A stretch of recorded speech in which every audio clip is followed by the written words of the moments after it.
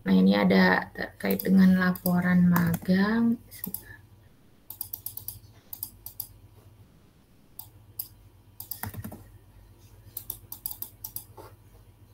Ya, laporan magang sebentar. Ini saya share screen dulu ya, biar jelas.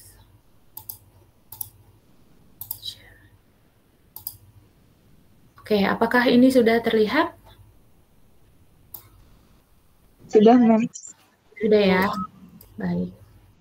Oke ya, jadi hari ini kita akan mempelajari terkait dengan laporan magang MBKM, begitu ya, Merdeka Belajar Kampus Merdeka. Yang mana di sini magang atau di sini seringkali juga disingkat ya sebagai PKL, begitu ya, praktik kerja lapangan, itu wajib ya diikuti oleh semua mahasiswa di Politeknik Negeri Jakarta selama 1 semester, begitu ya. Nah, ini magang ini biasanya dilaksanakan oleh mahasiswa semester 6, begitu.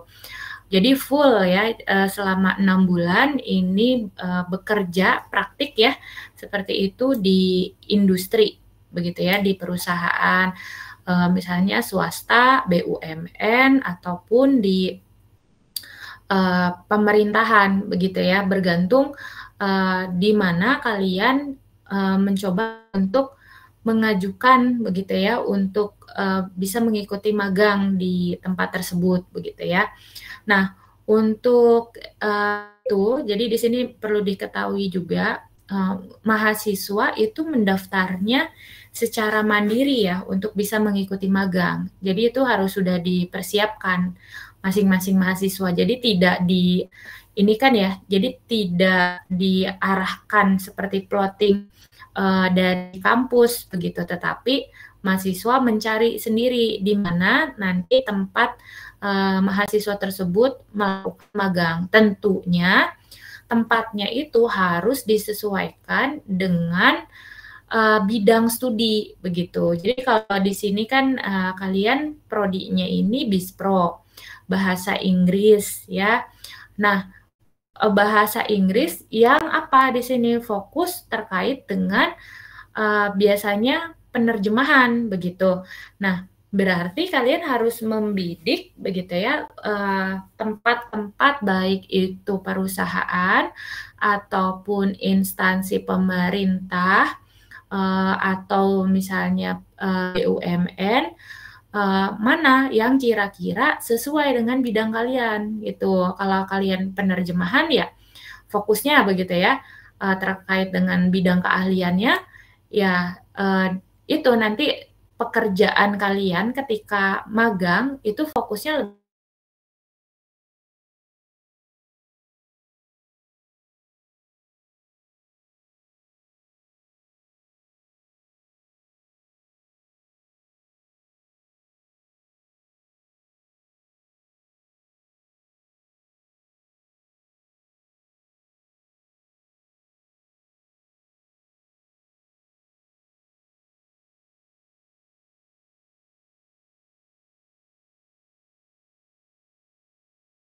misalnya seperti itu. Jadi tidak dibatasi, bahkan ada juga misalnya ini ya magang yang sampai ini ya magangnya ini di luar negeri begitu.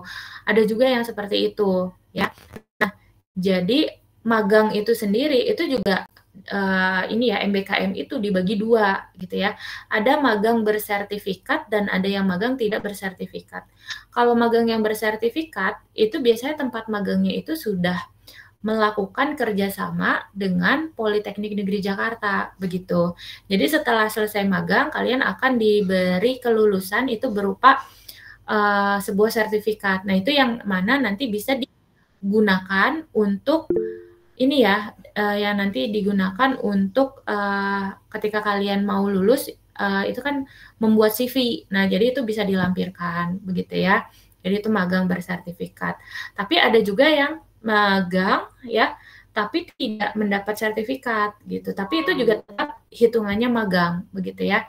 Jadi kalian intinya di sini dalam melakukan magang kalian harus mencari sendiri lokasinya. Nah, baru nanti kalau sudah dapat itu ini ya disampaikan ke program studi untuk dibuatkan semacam surat pengantar begitu dari kampus. Nah, surat pengantar dari kampus nanti dikirimkan ke perusahaan atau instansi terkait bahwa ini ya sebagai surat pengantar kalian untuk magang. Kalau memang diterima begitu ya, nanti pihak perusahaan atau instansi itu akan memberitahu kembali surat balasannya ke kampus gitu, ke Politeknik Negeri Jakarta bahwa kalian diterima magang di daerah mana, mulai durasinya mulai dari bulan apa di situ, begitu. Yang pasti itu dilakukan di semester ke-6, begitu ya. Oke, kita lanjut dulu. Ya, di sini. Nah, jadi di sini selain melakukan praktik selama tadi ya dalam durasi 6 bulan, jadi tidak di kampus ya, tapi kalian fokus begitu ya melakukan magang di lokasi perusahaan seperti itu. Nah, tetapi ini tidak hanya ya udah praktik aktivitas begitu ya, tapi tidak membuat laporan, tidak seperti itu. Jadi nanti di akhir masa magang itu kalian harus membuat yang namanya laporan praktik kerja lapangan begitu ya. Nah, jadi ada laporan yang harus dibuat. Itulah fokus materi kita hari ini begitu ya. Jadi ke arah pembuatan laporan PKL begitu. Oke, kita lanjutkan dulu di sini. Oke, jadi MBKM, Merdeka Belajar Kampus Merdeka, ini merupakan program dari Kemdikbudristek, begitu ya. Jadi dari Kementerian Pendidikan, Kebudayaan, Riset, dan Teknologi. Nah, jadi di sini untuk mendukung, ya ini programnya pemerintah, Merdeka Belajar Kampus Merdeka, begitu ya. Saat ini meskipun sudah ada penggantian menteri begitu dan kabinet yang baru, tetapi belum ada penggantian ya di sini terkait dengan kurikulum yang ada MBKM begitu ya. Sampai saat ini belum ada yang lebih baru lagi dari ini. Nah, jadi di sini program magang MBKM itu sendiri bertujuan memberikan kesempatan pada mahasiswa untuk belajar dan mengembangkan kompetensi di luar kampus melalui pengalaman kerja nyata, baik itu di perusahaan, industri, lembaga pemerintah, atau organisasi lainnya, gitu ya. Jadi ini bebas begitu ya, mahasiswa ini mau memilih magang di mana. Yang pasti nanti dilaporkan ke prodi untuk dibuat surat pengantar, didaftarkan ini ya oleh prodi. Nanti kalau sudah mendapat surat balasan akan dikabari gitu ya, dapat diterima magang di perusahaan apa di situ ya, atau di CV itu juga sebetulnya bisa ya. Jadi misalnya di situ bekerja sebagai translator di apa bagian apa seperti itu ya. Jadi ya itu diperbolehkan ya mahasiswa untuk memilih sendiri. Nah, yang berikutnya di sini magang MBKM itu sendiri, ya tadi sudah dijelaskan, ini berlangsung selama 1 semester, jadi 6 bulan gitu ya, 6 bulan kalian melakukan magang di luar kampus begitu ya. Nah, jadi di sini magang MBKM itu berbeda dengan magang reguler yang biasanya ini durasinya lebih singkat. Nah, jadi kalau dulu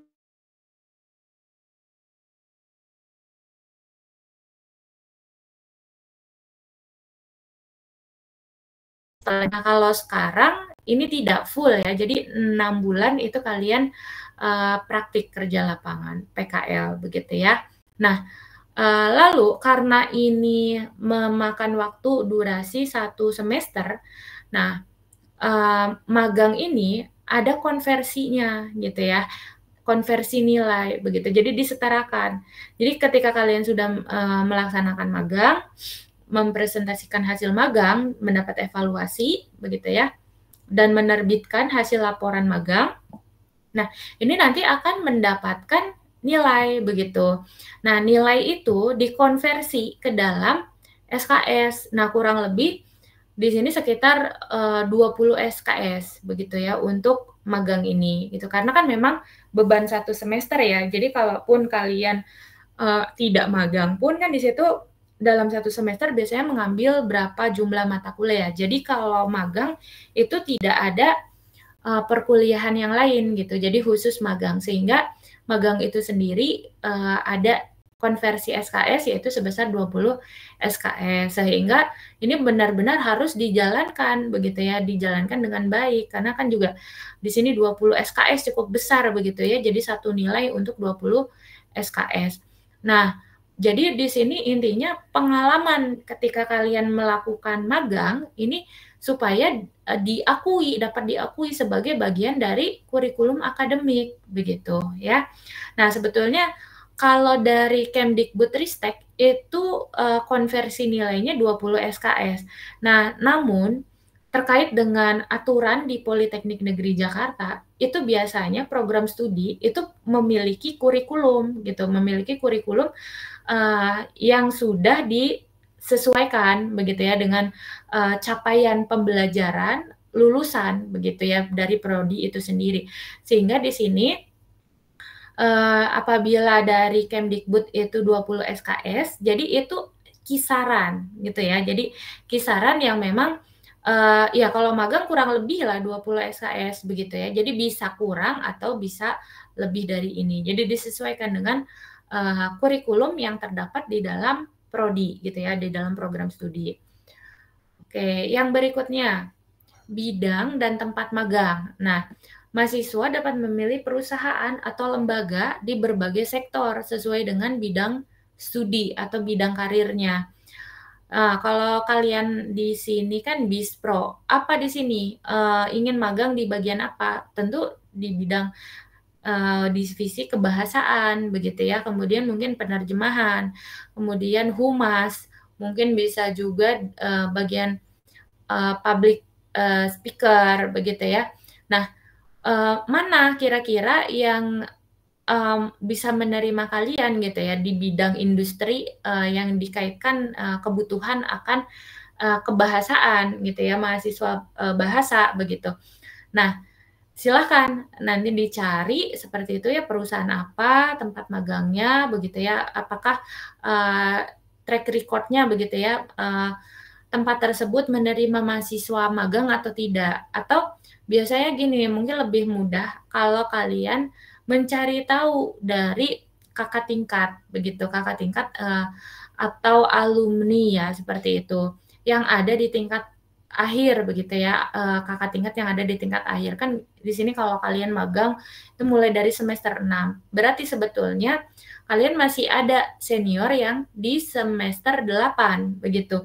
Jadi yang sedang skripsi begitu ya, kan itu belum lulus. Nah, silakan minta rekomendasi tempat magang begitu ya, rekomendasi tempat magang. Karena biasanya gini, kalau perusahaan itu sudah pernah pernah menerima mahasiswa untuk magang.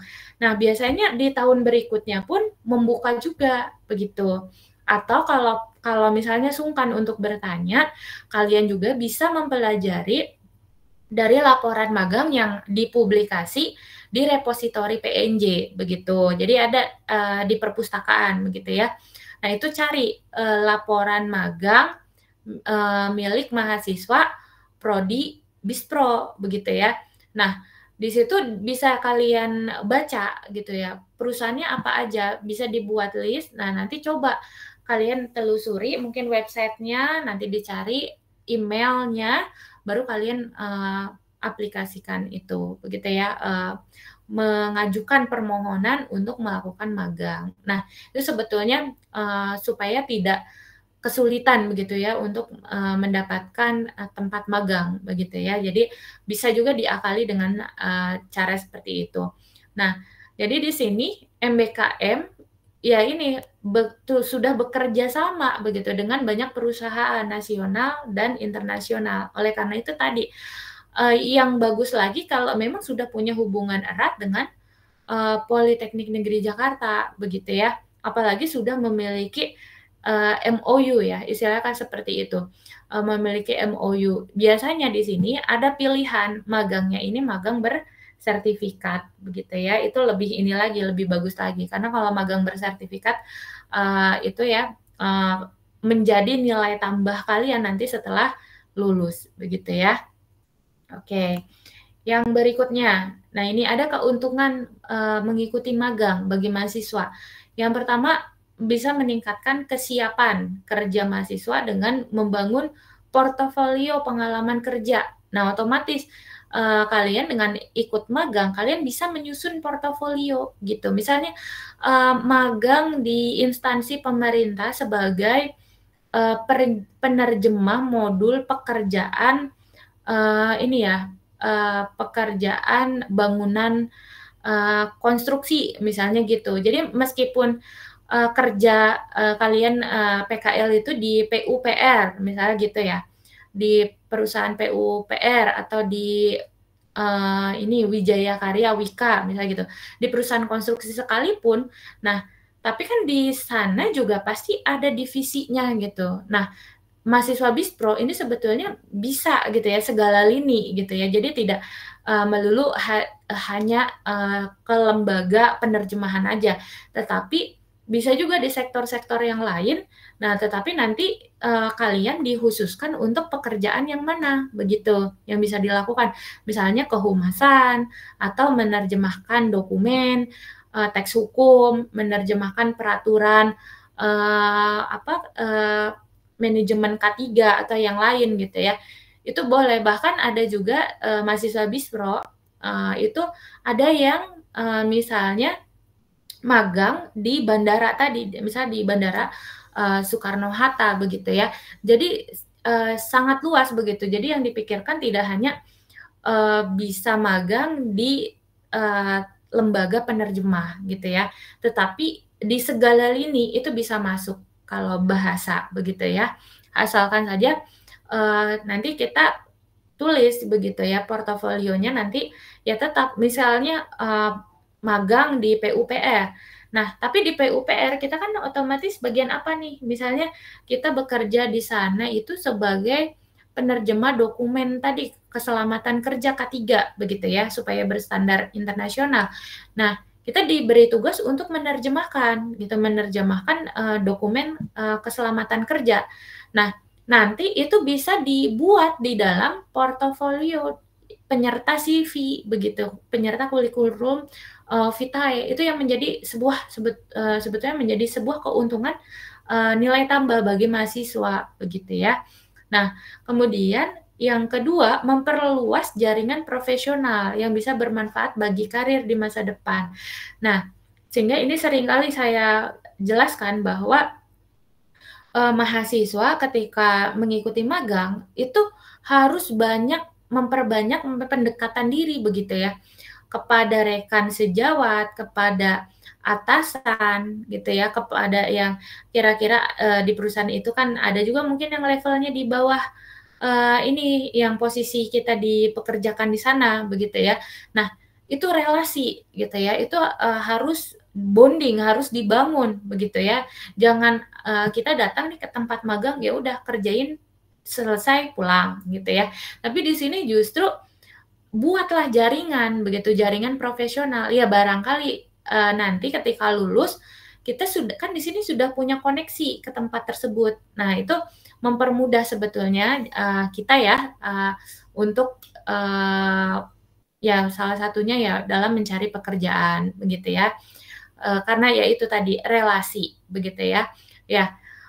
Jadi atau misalnya gini, ketika sudah ini ya, ketika kalian sudah selesai magang, tapi perusahaan itu melihat nih kinerja kita bagus. Nah, kita akan diundang lagi gitu, misalnya sebagai freelancer dulu gitu ya sebelum lulus, bahkan ditunggu begitu ya. Nah, jadi disinilah ini sebagai peluang begitu bagi semua mahasiswa untuk bisa belajar secara langsung mengaplikasikan begitu ilmu yang didapat di bangku perkuliahan. Nah, ini tolong dipraktikkan di tempat magang begitu ya. Tentu ini nanti ada di bawah bimbingan nama mentor atau profesional yang berpengalaman. Nah, terkait dengan masalah mentor gitu ya. Magang ini kalian tetap diawasi begitu, diawasi, dibimbing begitu ya oleh 2 orang. Yang pertama, dosen dari kampus Politeknik Negeri Jakarta begitu. Kemudian yang satu lagi itu supervisor ya, atau di situ praktisi yang menjadi atasan kalian di tempat kalian magang, begitu. Jadi 2 yang evaluasi nih. Jadi satu dari industri, yang satu lagi ini dari Politeknik Negeri Jakarta, gitu. Jadi ada 2 gitu ya. Satu dosen, kemudian satu lagi praktisi. Nah, nanti itu harus diseminarkan, begitu. Seminar laporan akhir dari magang, begitu. Tentu nanti ada evaluasi, barulah setelah itu kalian akan mendapatkan nilai yang sebesar tadi setara dengan 20 SKS, begitu ya. Nah, magang ini selain dari sisi tadi, dari sisi mahasiswa, apa manfaatnya bagi perusahaan? Sehingga perusahaan ini juga kerap ya menawarkan, bahkan sekarang kalau kalian berselancar di media sosial, salah satu contohnya Instagram, coba di-search di situ ya, pembukaan magang misalnya seperti itu, atau magang MBKM gitu ya. Nah itu biasanya banyak perusahaan menawarkan gitu, membuka lowongan internship gitu, atau ada di situ internship program misalnya gitu ya. Nah di situ berarti perusahaan itu membuka gitu, membuka kesempatan bagi para mahasiswa untuk apply gitu ya. Di sini melakukan permohonan bisa melakukan magang. Biasanya kalau perusahaan yang open seperti ini, itu lebih enak gitu ininya, karena mereka membutuhkan, kita juga ini ya, diuntungkan juga gitu, karena mereka membutuhkan ini gitu. Jadi sama-sama membutuhkan sebetulnya menjadi sesuatu yang cocok gitu. Jadi tidak susah lagi atau bahkan tidak mendapat penolakan, begitu ya. Nah, perusahaan ini kenapa pakai mahasiswa untuk magang gitu ya? Karena bisa mendapat tenaga kerja yang baru yang dapat membantu proyek-proyek tertentu. Tentu di sini kan masih fresh begitu ya. Nah, karena masih fresh, pada intinya perusahaan itu juga lebih mudah begitu untuk mengajarkan dan enak untuk diajak berlari bersama begitu kan, intinya kan seperti itu ya, dibanding dengan karyawan yang lama begitu ya. Jadi ini pembaruan. Nah, di sini perusahaan juga dapat mengidentifikasi potensi bakat muda yang berpeluang nantinya bisa direkrut setelah lulus kuliah, yaitu tadi. Jadi di sini jejaring gitu ya, jaringan ini perlu ditingkatkan begitu ya. Nah, jadi perusahaan itu juga sudah kan sudah ada CV kalian, udah tahu kinerja kalian. Daripada mereka membuka open recruitment lagi untuk orang yang secara umum mereka belum tahu track record-nya, ya lebih baik memanggil kembali mahasiswa yang magang yang mereka rasa bagus hasil evaluasinya, memahami job desk-nya. Nah, lebih baik itu yang diminta untuk bekerja di sana, begitu ya. Jadi itu kesempatan, begitu ya, kesempatan yang menurut saya luar biasa. Jadi setelah lulus udah ditunggu, begitu ya. Nah, di sini terlibat dalam pengembangan sumber daya manusia yang sesuai dengan kebutuhan industri, gitu ya. Nah, tentu karena kan tadi digali potensinya apa sih di diri kalian gitu. Misal memang dari Bispro, gitu ya. Nah, tetapi apakah hanya terjemahan aja? Sebetulnya ketika dicoba, wah ini bisa juga nih melakukan liputan gitu, meliput ya untuk mengisi di sini pemberitaan yang ada di website perusahaan, misalnya seperti itu. Atau bisa menjadi humasnya gitu ya, masuk ke divisi humas misalnya begitu. Atau mahasiswa ini bisa menjadi MC ketika ada acara dan lain sebagainya. Nah, itu kan bakat-bakat ya, potensi dalam pengembangan karir gitu ya, terkait dengan masalah SDM begitu ya, disesuaikan dengan kebutuhan industri. Nah, itu manfaatnya sangat banyak ya sebetulnya. Nah, lalu di sini kita bisa lihat di sini ada yang warna merah, ini link begitu ya. Link contoh laporan magang itu semua yang sudah ada itu sebetulnya sudah terkumpul. Kalau sekarang ini enak ya. Jadi udah ada di dalam repositori kampus gitu, repositori webnya kampus, web perpustakaan kampus begitu ya. Nah, salah satunya Politeknik Negeri Jakarta ini juga sudah punya repositori ya, yang mana di dalamnya itu kalau ditelusuri itu ada skripsi, ada laporan MBKM begitu ya. Nah, ini salah satu contohnya, bisa dilihat di sini. Ini diklik. Nah, ini ya bahasa Inggris untuk komunikasi bisnis profesional. Nah, kita lihat di sini ini BISPRO ada 173 dokumen. Ini kelihatan nggak ya, maaf ya? Repositorinya kelihatan nggak? Kelihatan. Kelihatan ya. Oke, baik. Nah, jadi ini udah ada dari 2021, tetapi kalau dilihat jumlah dokumennya memang cenderung lebih sedikit. 2021, 2022 ini hanya 1 dokumen, 2023 57 dokumen, 2024 ini yang cukup banyak, 94 dokumen. Nah, kita lihat di sini. Nah, akan tetapi ini dari 94 ini tidak hanya laporan magang aja, beda-beda nih. Jadi kalau di sini lihat ini ya, punya Husnul Amalia 2024 baru lulus ya. Ini kan di sini ada D4 tesis, berarti di sini ini skripsi gitu ya, skripsi punya ini ya Husnul begitu. Nah, yang laporan kampus merdekanya itu yang ini. Ini laporan MBKM-nya itu yang ini. Begitu. Jadi kalian bisa cek di sini. Nah, ini misalnya Muhammad Imaduddin juga udah ada nih ya, laporan kampus merdeka. Jadi di mana Kak mereka ini ya, di mana mereka magang itu bisa dibaca dari laporan yang udah mereka unggah di sini. Dan kalian bisa baca ya, gitu ya. Nah, misal gini, penerjemahan modul pemanduan standar sejarah Museum Bank Indonesia. Nah, jadi di sini ini mungkin Husnul Amalia magangnya di ini ya, di Museum Bank Indonesia gitu, di sebuah museum. Nah, ya ini bisa kalian lihat. Ini ada halaman identitas laporan magang dari bab 1, bab 4. Berarti ini hanya 2 bab. Kalau kita lihat di sini, isi bab 2 dan bab 3. Kalau dilihat, ini ada Retrix to hanya Civitas Akademika PNJ. Nah, kalau yang ini bentuknya, berarti ini nggak bisa, gitu, nggak bisa diakses dari luar. Harus login, biasanya menggunakan komputer dari perpustakaan, begitu ya. Jadi nggak bisa dari luar, begitu. Jadi harus konfirmasi dulu kepada petugas perpustakaan, begitu ya. Sebentar ya, ini baterai saya low. Saya cas terlebih dahulu sebentar ya.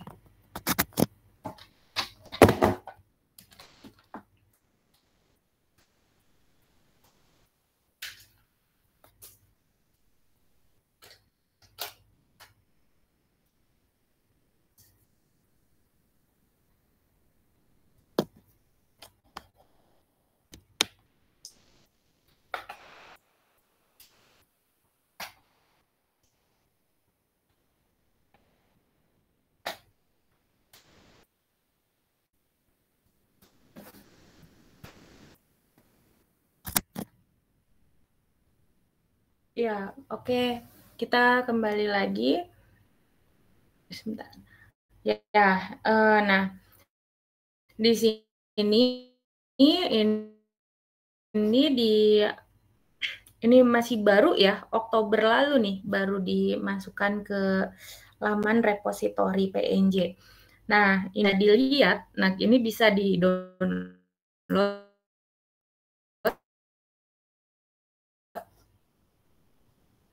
Masuk ke sini ya. Nah, ini masuk ke laporan praktik kerja lapangan, gitu ya. Nah, ini contoh, ini bagian cover dan lain sebagainya. Nah, tapi nanti ya, ini kita bahas lebih lanjut. Nah, sekarang kita kembali lagi dulu ke sini ya.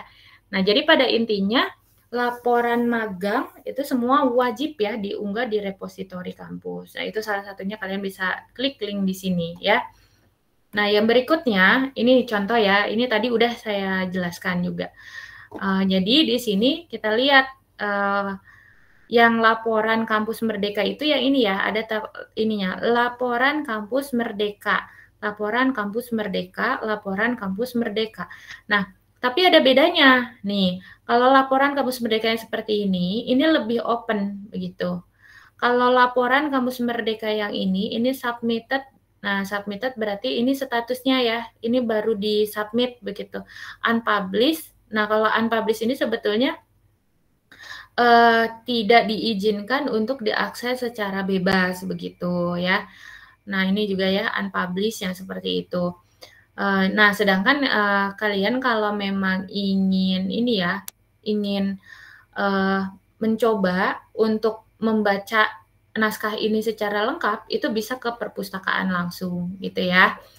Oke, ini kita lanjut dulu.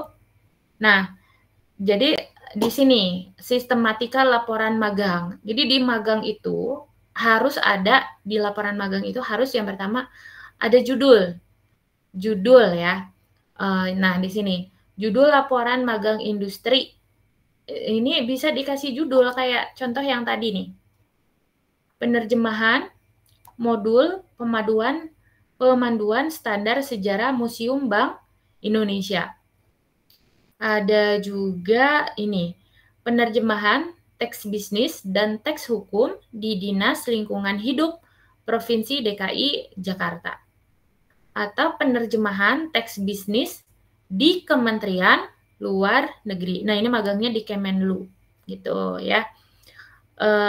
Yang berikutnya contoh laporan Kampus Merdeka lagi nih. Analisis teknik penerjemahan GIM Nivandria, nah, PT Menara Indonesia, MNOS Consulting. Nah, ini berarti di PT ini nih, Imadudin ya, ininya magangnya. Ada juga di sini yang lain. Penerjemahan teks petunjuk di Kementerian Luar Negeri. Ini juga sama ya, di Kemenlu. Lalu ada ini, implementasi ilmu penerjemahan dalam menerjemahkan buku cerita anak dan dokumen perjanjian kerjasama di Pusat Penguatan Pemberdayaan Bahasa. Nah, ini berarti ini nih, Pusat Penguatan dan Pemberdayaan Bahasa, begitu. Lalu ada juga ini, yang ini ya, penerjemahan surat bisnis dan risalah rapat Museum Bank Indonesia. Begitu. Ini tadi sama ya, Museum Bank ini dengan Husnul Nur Cahaya ini. Jadi kemungkinan ini satu tempat magang, begitu ya. Oke, nah jadi yang pertama itu ya, bahwa kita harus bisa menentukan ininya, judul. Jadi judul itu enggak laporan magang industri, enggak lagi gitu ya, tapi emang ada judul yang memang secara spesifik di situ ya. Lalu ada nama, NIM, program studi, nama kampus, logo, ya, universitas dan perusahaan ini jika ada, tanggal pelaksanaan magang. Nah ini, jadi ini hal-hal yang memang ini menjadi identitas gitu dari laporannya, gitu ya. Kita lanjut dulu aja. Yang berikutnya, yang kedua, ini ada latar belakang, begitu ya.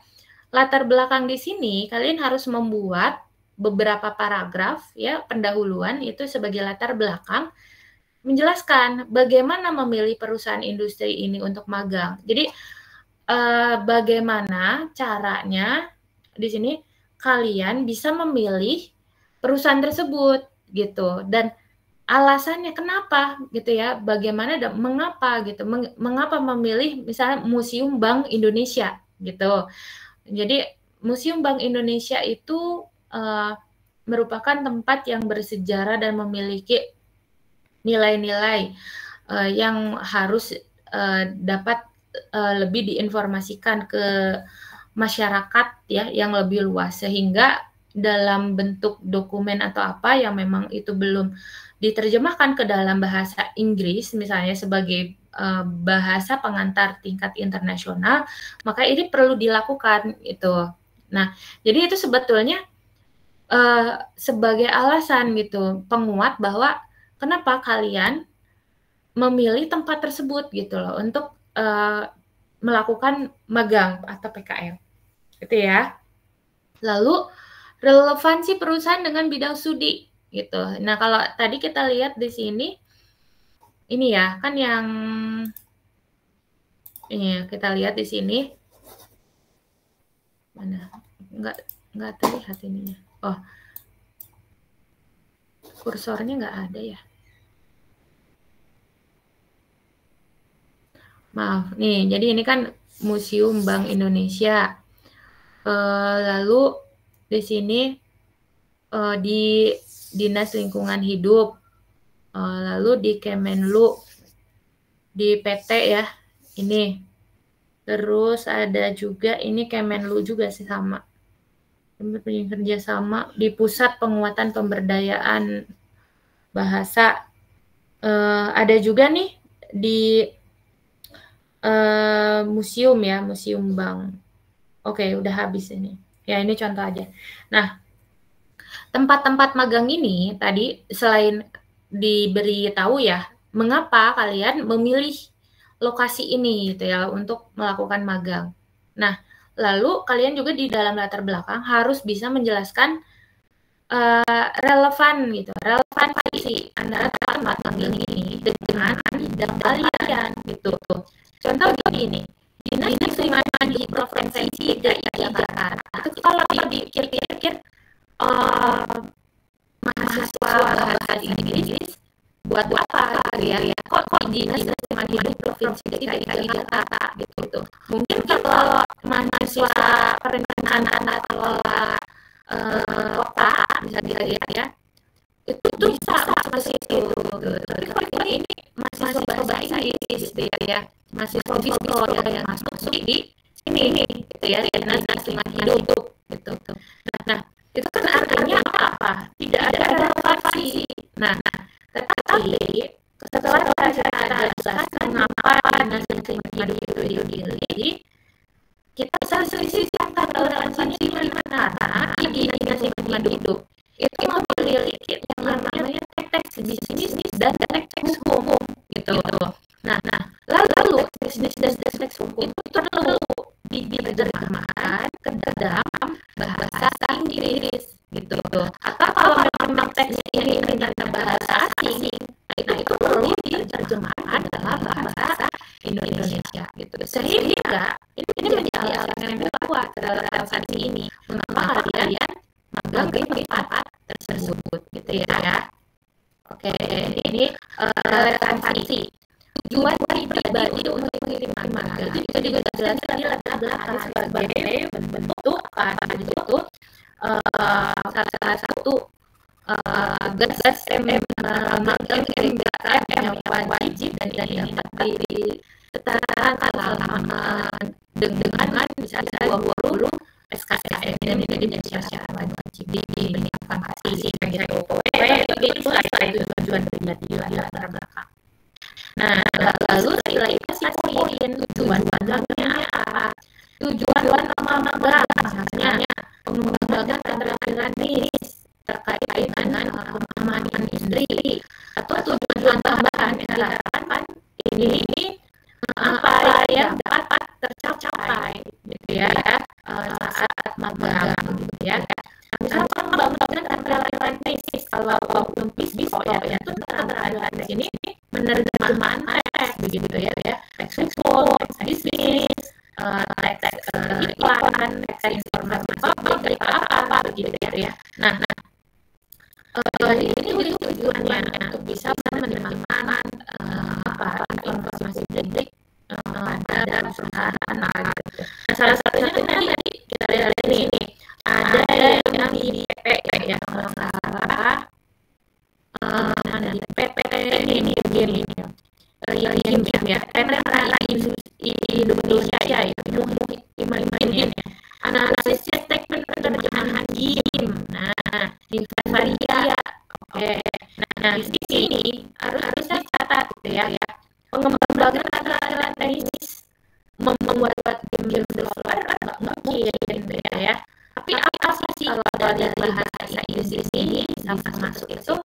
Nah, game itu cenderung menggunakan bahasa Inggris ya biasanya. Nah, di sini di magang, nah itu diberi tugas untuk menerjemahkan sesuai title pada GIM tersebut gitu ya. Nah jadi ya ininya ya di sini mengapa kalian harus menulis tujuan magang gitu ya. Nah yang berikutnya profil perusahaan juga wajib dicatat di dalam laporan magang. Jadi kalau kalian magang harus cari profil perusahaan, biasanya ada di website ya. Jadi di sini nama perusahaan, lokasi, bidang industri, visi misi nilai perusahaan, pencapaian lama atau produk unggulan perusahaannya apa begitu. Nah itu semua harus dicatat. Nama perusahaannya apa, lokasinya di mana, bergerak ada apa gitu. Kalau bisa ya skalanya udah nasional atau masih lokal gitu jelas-jelaskan.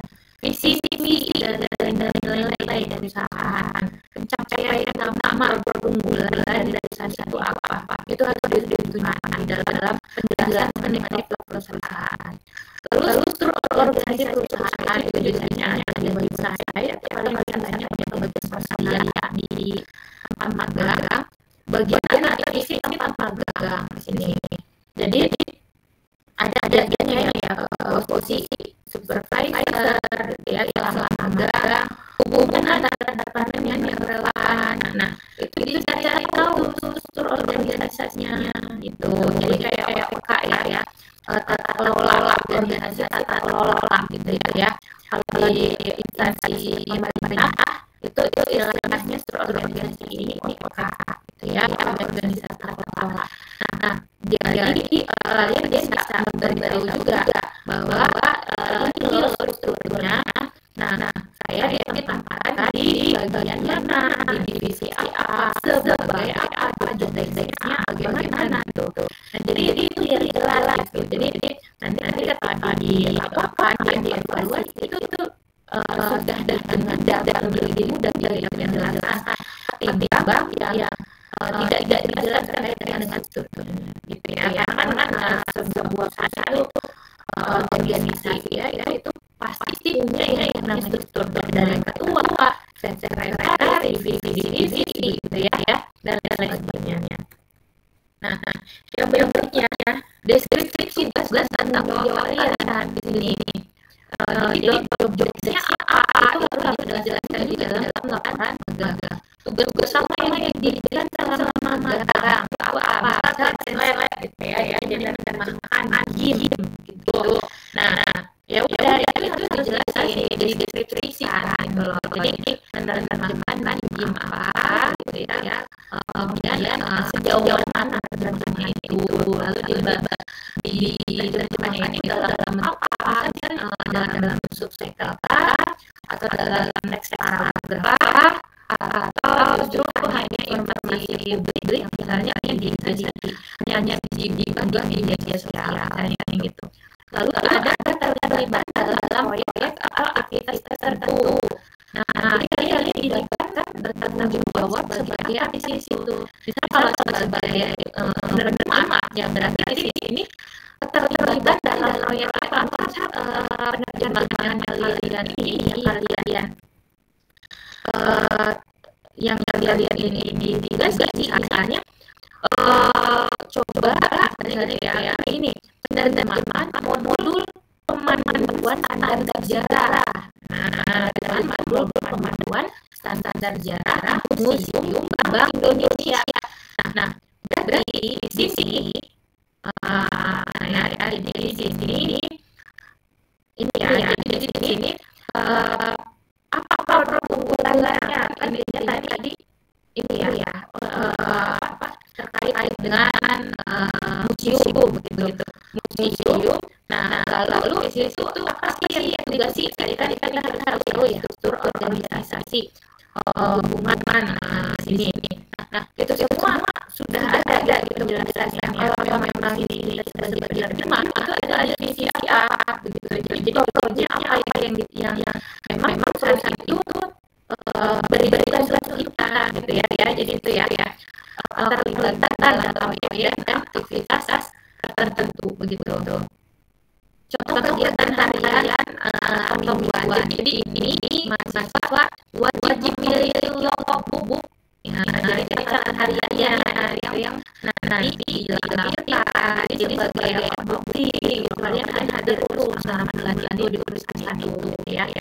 Jadi di pertama ya di hari pertama itu ada tugas apa dari siapa, terus sudah selesai belum dan lain sebagainya itu dicatat misalnya terus berlanjut terus selesai terus ulangi gitu ya itu per hari gitu ya harian atau kalau harian ya kita kumpulin dulu intinya ya itu ini definisiin itu lakukan aja gitu loh itu menjadi dasar tanggung jawab kalian di lapangan ya.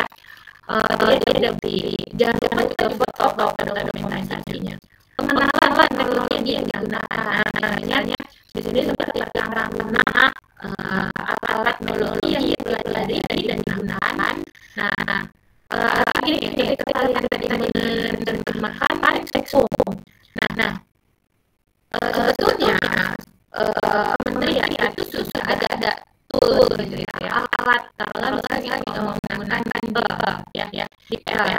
Biasanya menggunakan itu nih terkait alat dan sebagainya. Nah, kalian di sini mungkin bisa aja penerjemahan itu menggunakan ya. Tetapi apakah langsung akurat? Kan belum tentu gitu ya hasil terjemahan dari aplikasi itu. Nah, ini saatnya kita untuk mengenal dan mempelajari gitu ya. Alat ini sebetulnya gimana sih, bagus enggak dan lain sebagainya itu pelajari gitu ketika kita menggunakan itu. Nah relevansi teknologi dengan bidang industri dan tugas yang diberikan. Nah, ini balik lagi ya kalau penerjemahan kan ya enggak Google Translate, DeepL, Grammarly, atau apa gitu alat itu. Nah, jadi sambil menandakan tugas untuk menerjemahkan ada juga belajar menggunakan teknologinya, begitu ya. Oke. Nah, yang berikutnya pengenalan kerja dalam tim itu juga harus dijelaskan di dalam laporannya. Jadi peran dalam tim, jadi peran kalian gitu ya dalam itu sebagai apa? Atau sebagai bagian dari bagian dari mana? Nah, artinya kalian diminta untuk menyebarkan informasi publik ke media sosial perusahaan itu. Nah, jadi harus dijelaskan berarti tim mana, sebagai apa? Terus sebagai reporter atau sebagai tadi ya atau sebagai apa di situ. Nah, itu harus dijelaskan. Tugas kalian kolaborasi dengan karyawan atau lain-lain. Nah, itu bagaimana kolaborasinya? Jadi dari divisi mas gitu. Itu biasanya harus koordinasi dengan divisi yang mana itu harus jelas. Gitu. Jadi pengalaman itu harus kalian sampai tahu kalau ini mas itu dia harus berkaitan dengan divisi A, B, C, dari 10 divisi kita harus tahu. Tantangan dalam kerja tim yang cara mengatasinya, misalnya kalian tapi ini ada masalah kendala. Jadi misalnya karyawan yang kerja di sana itu tidak menjalankan tunjuk kerja gitu. Itu kan sebetulnya jadi tantangan gitu loh, tantangan dalam kerja ya.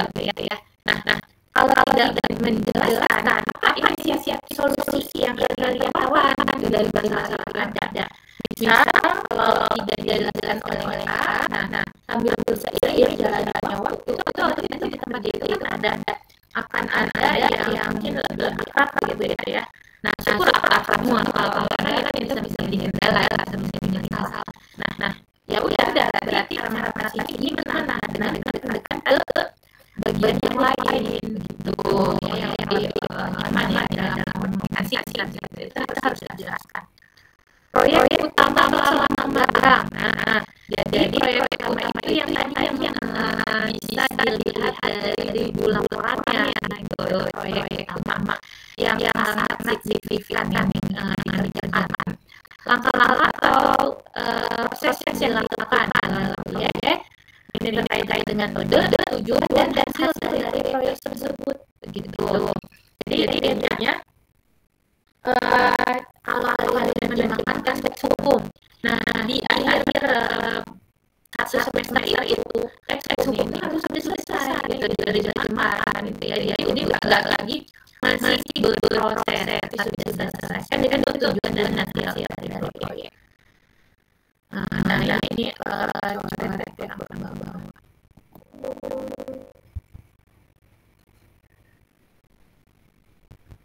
Mana ya tadi? Ini sudah, ini sudah. Ini ya. Ini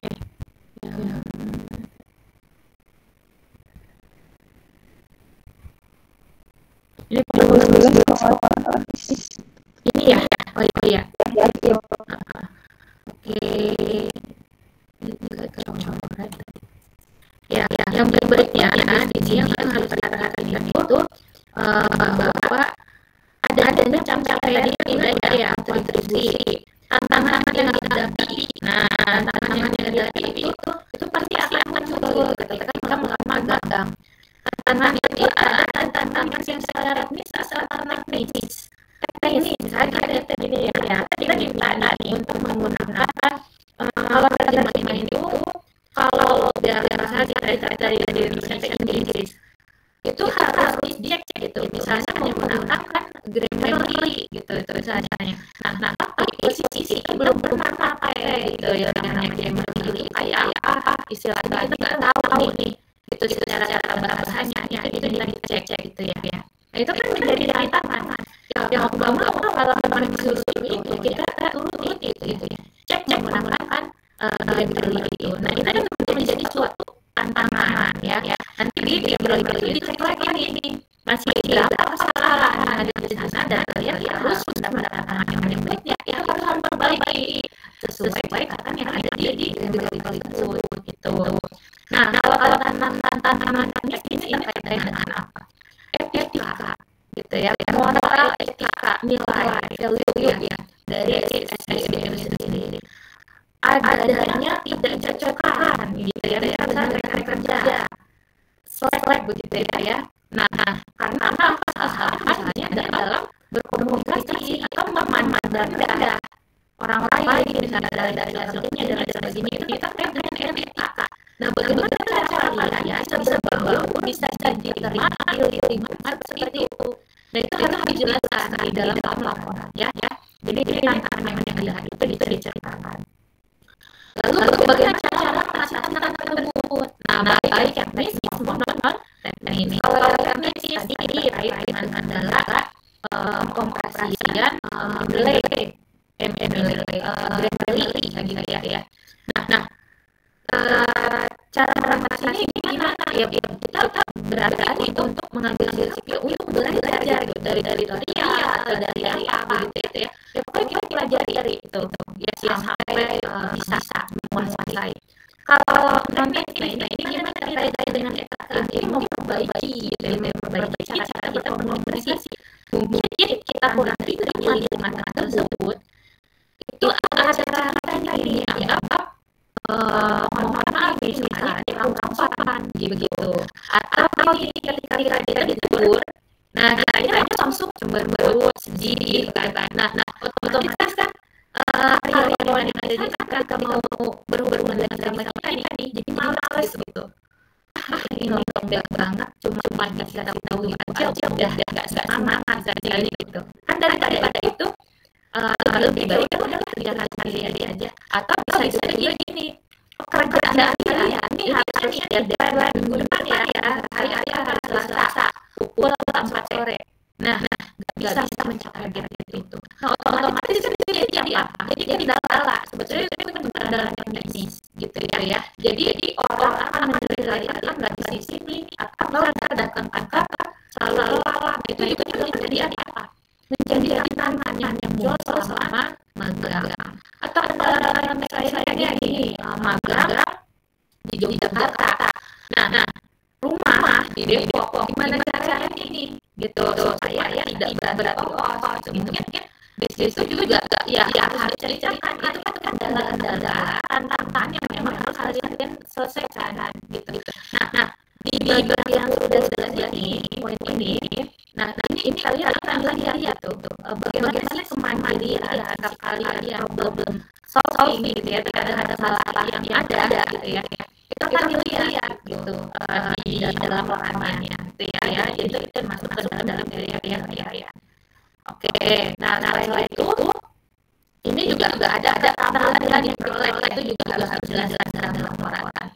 Jadi secara bisnis seperti peningkatan kemampuan dalam menggunakan alat software penunjang pekerjaan, misalnya dalam analisis manipulasi data yang tadi ya, seperti alat terjemahan lain gitu ya, pengecekan tata bahasa atau bentuk-bentuk yang lain gitu ya. Nah ini harus dikuasai. Non teknis ini juga wajib dikuasai. Jadi soft skill dan hard skill itu dua-duanya harus sejalan berirama begitu ya. Komunikasi yang baik, bisa merepresentasikan apa yang dikerjakan, bisa menerima waktu, jadi nggak teteran, nggak terus gitu ya. Lalu kalau tadi ada masalah, bisa mencoba untuk berargumen, memecahkan masalah yang ada.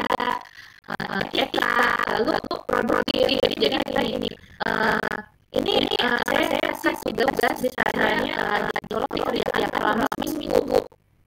Sebelum seminggu itu per hari ini kumpulkan. Tapi sebelum mulai hari ini Jumat itu sudah dikirim gitu. Otomatis asal ini senang gitu. Atau dikirim hari Kamis gitu. Jadi produktivitas itu wajib dijaga gitu ya. Jadi jangan mentang-mentang kita masih magang, kita produktif, nggak boleh begitu ya kan, karena ini kan ajaran ya membuktikan bahwa kalian ini layak, bahkan kalau memang di sebuah kementerian, sebuah perusahaan besar, nah itu udah masuk ke dalam lingkungannya. Nah ini dijaga lingkungan ini yang keterampilan teknis benar-benar harus diasah. Jadi enak ya ke depannya itu akan mengalir gitu ya. Jadi rezeki itu nggak aman ya. Yang berikutnya refleksi, evaluasi diri ini juga harus ada di dalam laporan ya. Refleksi tentang capaian dari area yang udah dikembangkan. Misal kalian gagal, kalian dapat itu penghargaan karyawan rajin misalnya gitu. Kalau memang bisa ada itu reward gitu. Nah jadi capaiannya apa sih sebenarnya, atau kalau memang tidak ada reward yang secara formal atau sosial dari perusahaan, nah mungkin kalian merefleksikan apa sih yang sebelumnya ini. Saya nggak pernah yang namanya menerjemahkan teks home karena itu sah gitu. Nah tapi setelah saya diberi tugas gitu ya, ketika saya magang di Kemen Hukum dan HAM, nah saya ditugas ke situ dan saya bisa menyelesaikan dengan baik gitu. Bahkan pimpinan itu ya bangga gitu atas hasil kerja saya gitu, pencapaiannya baik gitu. Itu juga silahkan ditulis gitu. Atau kalau ini kira-kira yang kemarin itu belum begitu maksimal, nah itu apa yang diinginkan setelah gitu. Jadi diceritakan ini evaluasi selama magang 6 bulan seharusnya bisa menerjemahkan dua domain dan menceritakannya, tetapi karena berdasarkan waktu terutama dari teks yang bisnis ini itu tidak benar-benar dijaga seperti itu ya alatnya. Jadi benar-benar ya bisa dijaga karena waktunya kurang gitu. Ya apa yang harus ditingkatkan, manajemen waktu, produktivitas itu harus ditingkatkan lagi gitu ya. Itu terkait dengan evaluasi gitu. Jadi apa kurang-kurangnya itu harus ditulis di situ. Nah yang berikutnya ada yang karena di sini mentornya itu satu dari dari kampus.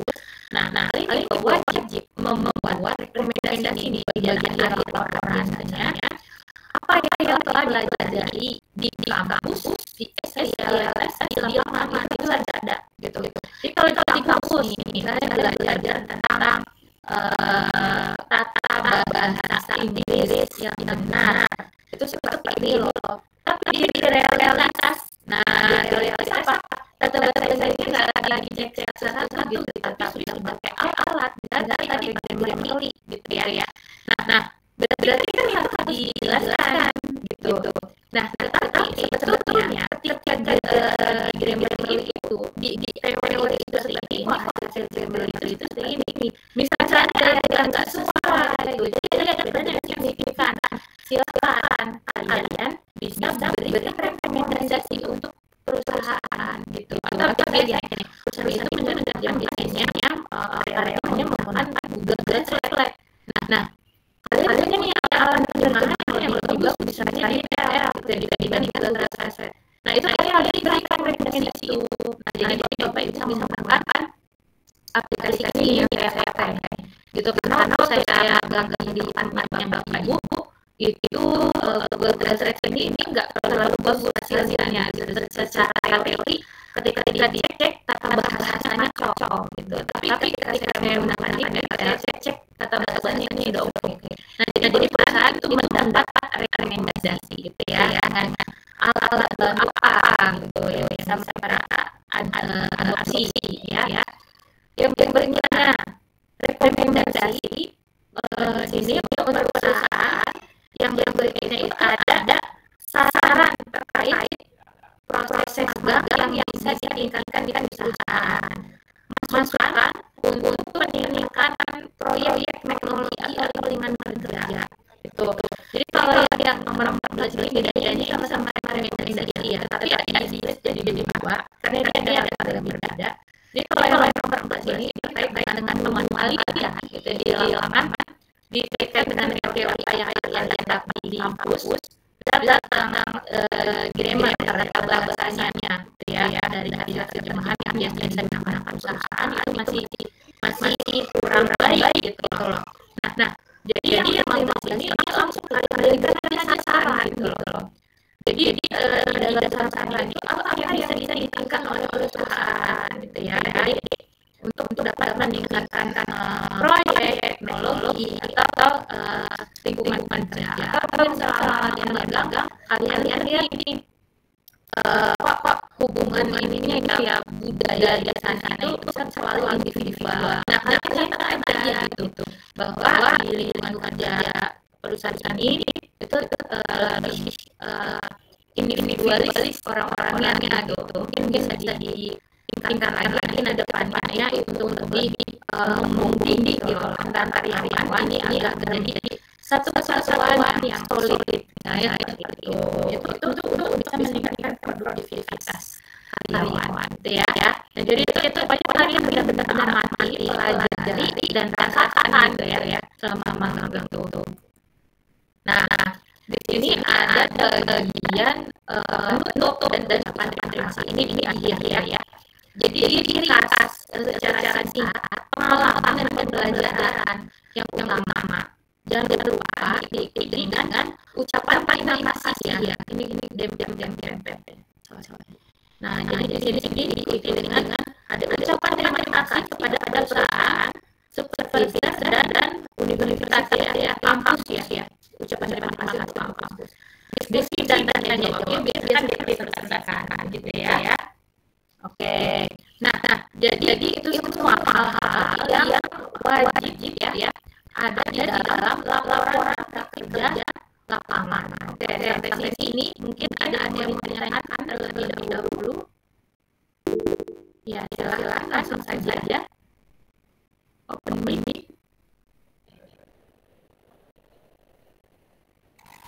Ibu mau nanya.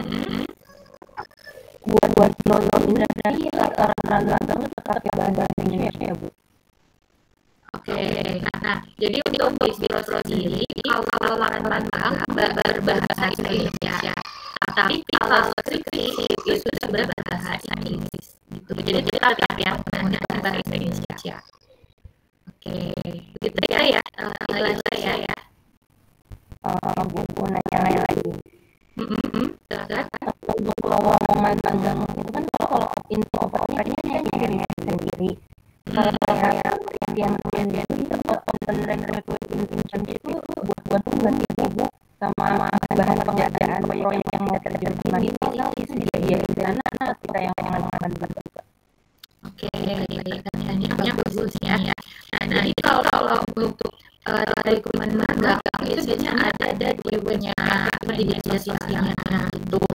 Kalau penelitian itu sekarang juga sama gitu ya. Jadi kayak misalnya nih Badan Seleksi Inovasi Nasional ya, BRIN ya. Itu juga mereka sering membuka yang magang sertifikat begitu. Jadi sekarang banyak sekali ya lembaga pemerintah yang membutuhkan mahasiswa untuk ikut magang kampanye.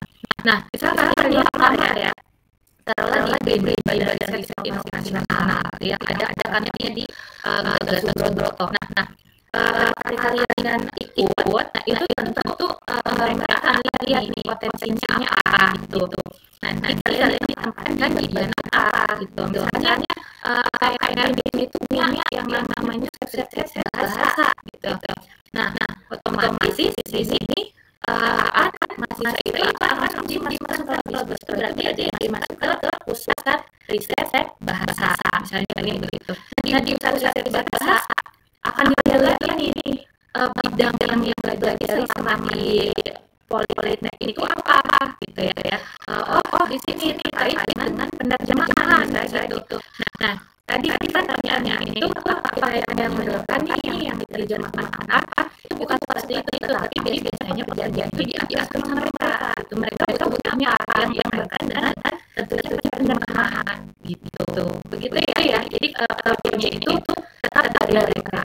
Gitu. Karena hasilnya juga akan dipakai sama mereka gitu. Kita kan memberikan kerjaan mereka ya, karena kita seolah-olah sebagai karyawan gitu. Kita juga dapat ini juga ada uang juga biasanya dari sana dari kementerian yang tanpa kita magang gitu ya, meskipun tidak sebesar karyawan asli gitu, tapi lumayan lah dan transport dan uang harian gitu ya.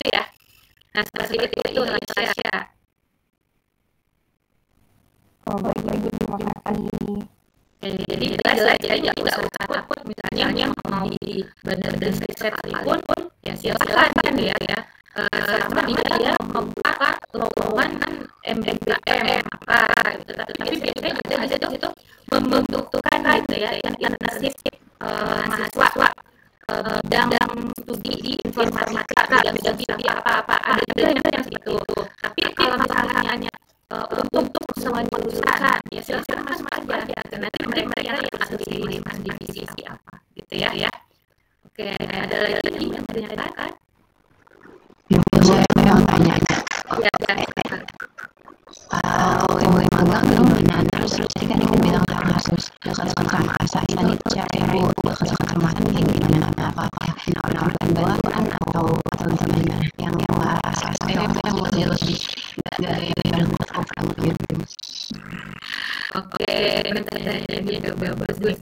Jadi gimana sih cara kita pendekatan gitu ya, dengan pendekatan itu pendekatannya bukan yang pendekatan secara personal gitu ya.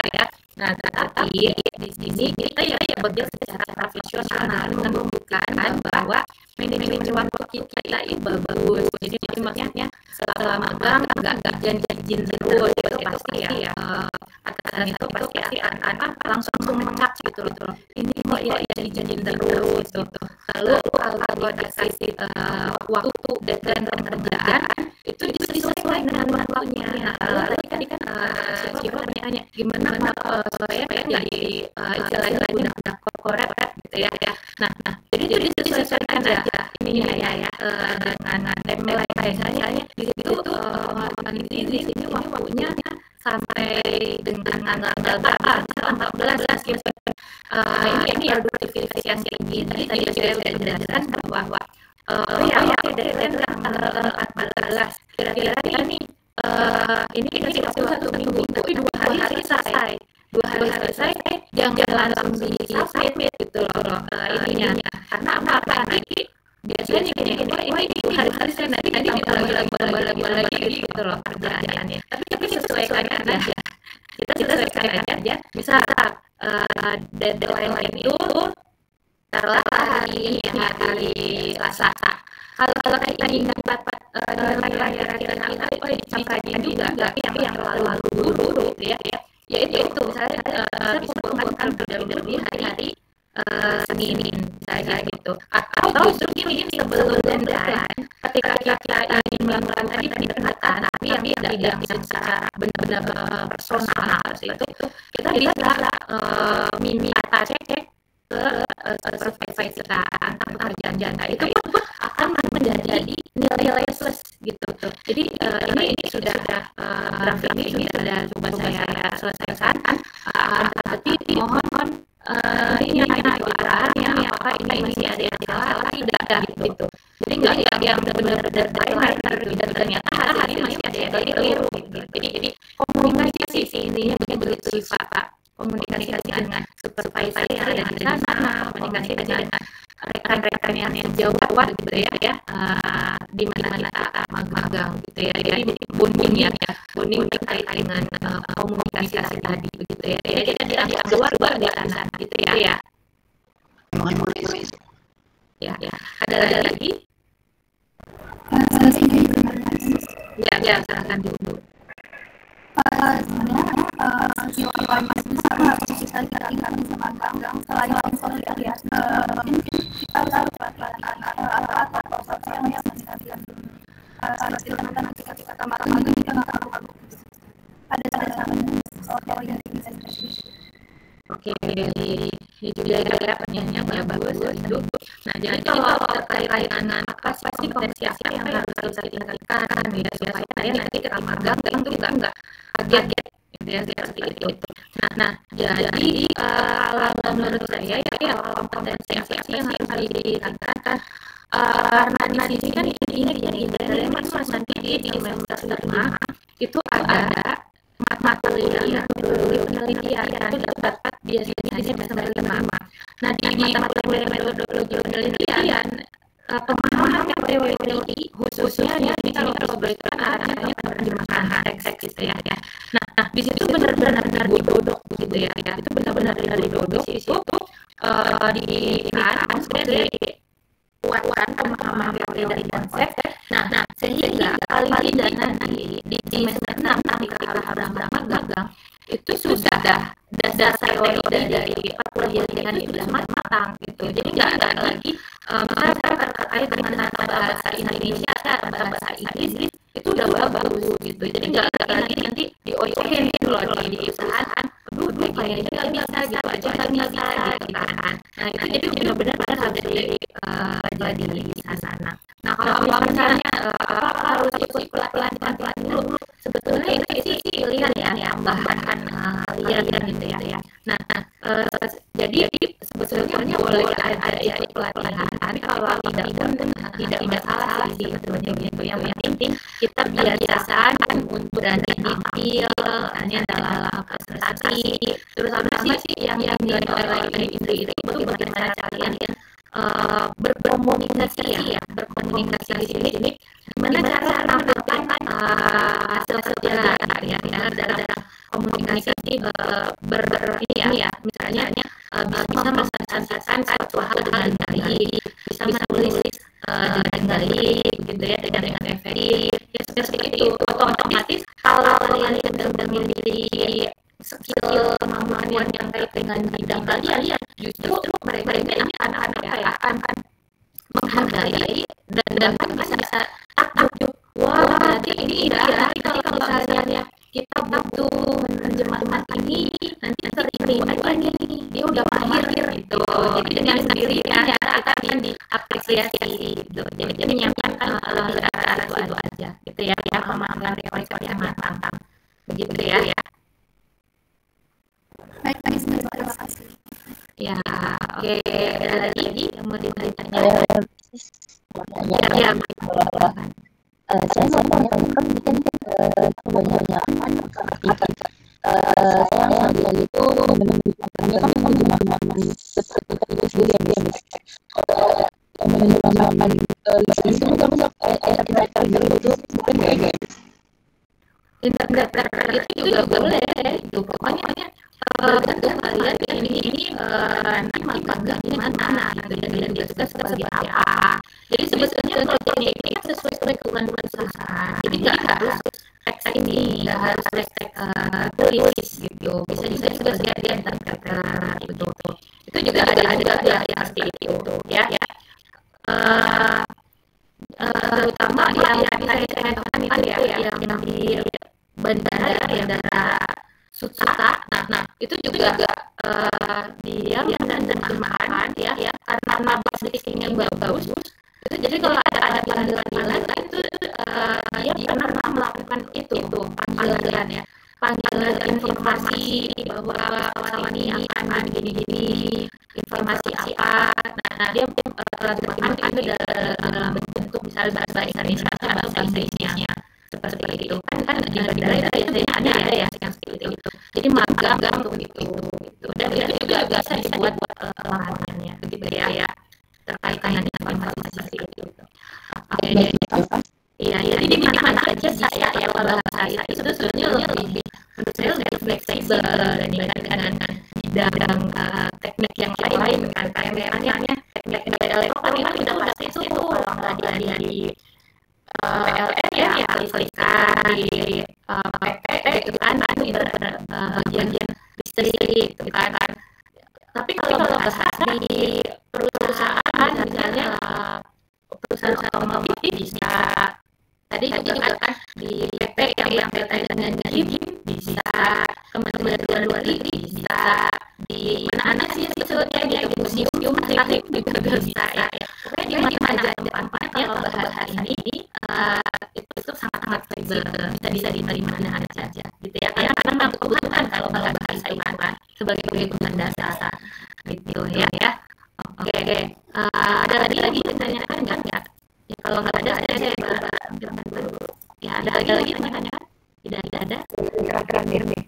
Iya silakan. Ini benar-benar ya ini kalau misalkan kan ke jurnalistik kayak yang saya di bahasa kayak gitu tuh akan memungkinkan udah dari psikolog.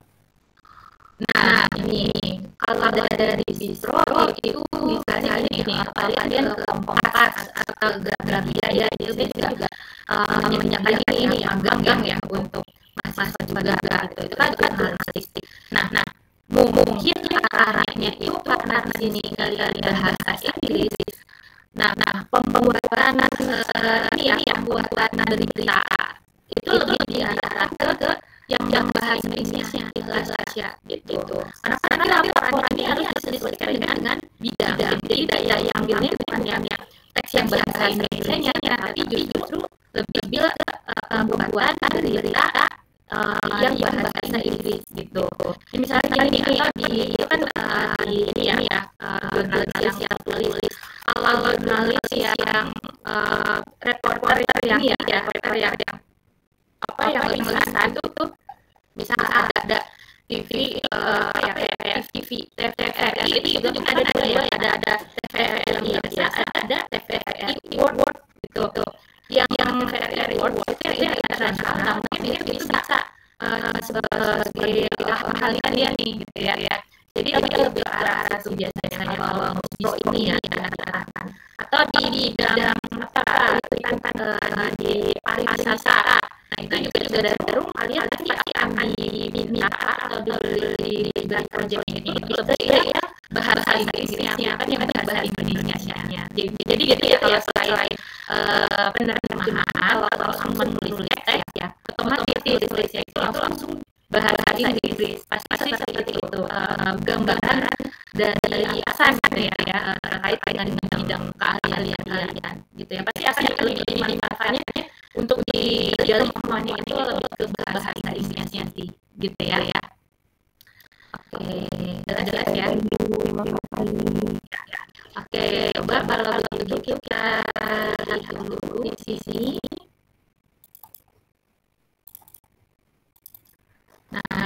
tadi ya, salah satu yang dia terpakai. Nah ini ya.